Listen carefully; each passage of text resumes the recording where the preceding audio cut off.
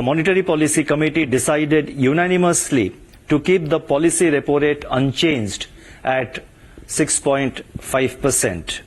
Consequently, the standing deposit facility rate remains at 6.25% and the marginal standing facility, that is MSF rate, and the bank rate at 6.75%. Economic activity in India exhibited buoyancy in the second quarter of this year, aided by strong domestic demand.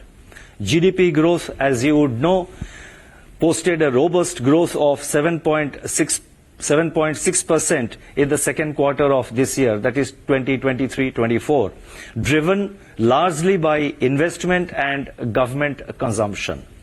Turning to the third quarter, two-thirds of Rabi sowing has been completed despite late harvest of Kharif crops in some states. Manufacturing sector gained strength with easing input cost pressures and pickup in demand conditions. 8 core industries recorded healthy growth in October and continued their high growth since June this year. The Purchasing Managers Index, that is the PMI for manufacturing, rose in November. The services sector buoyancy has remained intact, as reflected in the high-frequency indicators which the Reserve Bank monitors. GST collections at rupees 1.68 lakh crore in November 2023 were also buoyant. Services PMI displayed healthy expansion in November.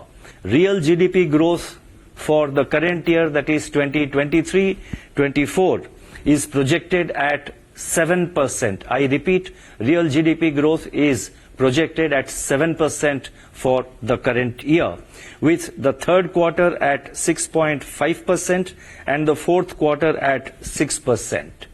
Real GDP growth for next year, and we have provided the figures for the first three quarters of next year.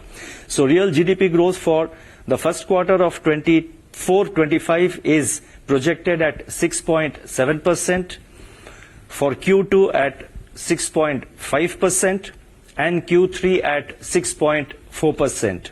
The risks are evenly balanced. CPI inflation is projected at 5.4% for the current year, that is 2023-24, with the third quarter at 5.6% and the fourth quarter at 5.2%. CPI inflation, and here again we are giving for the first three quarters of next year. CPI inflation for the Q1 24-25 is projected at 5.2%, Q2 at 4%, and Q3 at 4.7%. The risks are evenly balanced.